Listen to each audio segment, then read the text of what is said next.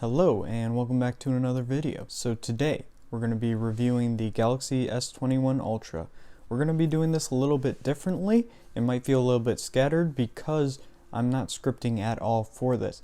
I'm just giving my outright raw thoughts based on my experience with it in 2021. This phone came out a little bit over a year ago and it's held up pretty well to say the least. But that doesn't mean you should buy it, because on the used market this goes for about $500 to $600 based on where you're buying it from, and you can also buy it refurbished. And that's a pretty good price given the retail value of $1,400 when it was first released, but there's a lot of competition within the $500 to $700 phone range, and the S20 Ultra used might not even be the best S20 to get. I'll first talk about the design.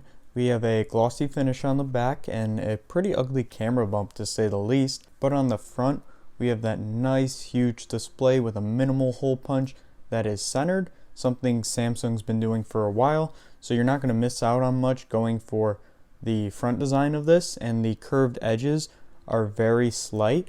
And I do have to say some really nice things about this panel because it's one of my favorites. So it can't go 1440p and 120Hz just like the S21 Ultra can, but the color palette is better for me personally.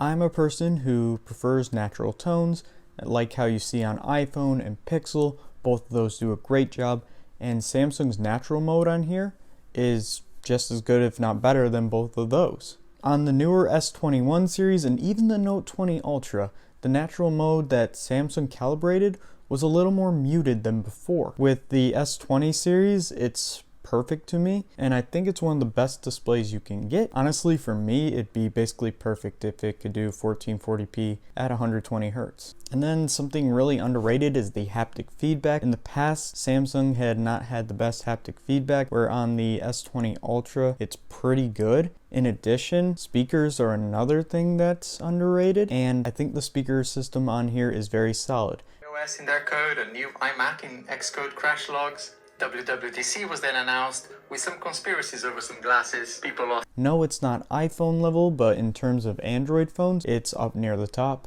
I'll take this moment to talk about software because it's something we need to consider. So this uses One UI, and Samsung has really improved One UI over the years, and now they're supporting it for even longer. So this gets 3 years of guaranteed major Android updates, which in the past for Samsung was never the case, and it was a big negative towards them. And after a year later, you know you're going to still get 2 more major Android versions on here. And One UI is very feature rich. I love things like Samsung Pay with MST, unlike on the new ones. So if you're from the US like me, there's a lot of retailers that don't necessarily accept Apple Pay, and MST instead of NFC, although it does do both, allows you to use Samsung Pay at terminals that would most likely not accept Apple Pay, for example. A very little underrated feature as well. And Bixby routines, pretty self-explanatory. It's just like an if this then that kind of thing. And I use it for work and during bedtime because I turn off certain things when I need to. And then you also have Samsung DeX. So there's been debate whether it's quite useful for some and others, but if your phone is your main device by far, and it's the one thing you want to do everything, Samsung DeX is a very nice tool for managing all of that. But the biggest downside of this phone has to be the camera. So the autofocus issues and the focus fringing have been helped with software, but they haven't been fixed. Samsung was able to fix it with a hardware laser autofocus sensor that they first put on the Note 20 Ultra, but it doesn't help here. You get really nice landscape pictures on the S20 Ultra, and it's definitely decent, but the second you need to take something up close, I feel like it starts to fail, and the video quality just isn't as good as the cheaper models even in the S20 line. But Samsung redeems itself a little bit with battery life.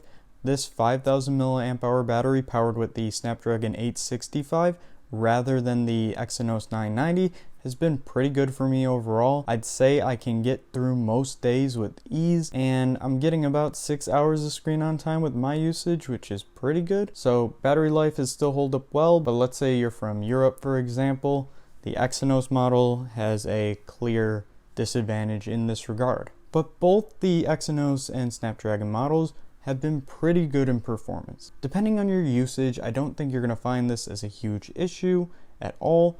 The 865 in particular has been really good for me.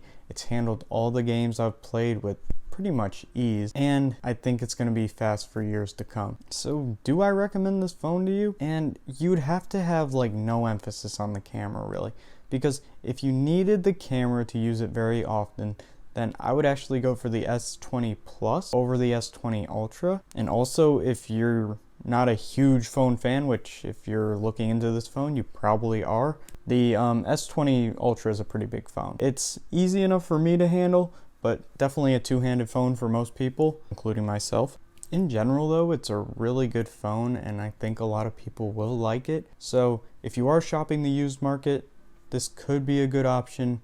If you're a big phone fan, you like solid performance, pretty good battery life, and you don't want to pay the over $1,000 price tag. And unlike some of the mid-tier models, if you are going for the S20 Ultra, you aren't missing things on like an IP rating, wireless charging, fast wireless charging, and maybe you can get a charger in the box unlike some as well. So let me know if you're thinking about getting the S20 Ultra this year. I definitely can recommend it, but only for certain people. And also let me know in the comments if you like this kind of video. I kept it kind of structured still, but yeah, no scripting at all for this one. So thank you guys so much for watching. I hope you enjoyed, and peace.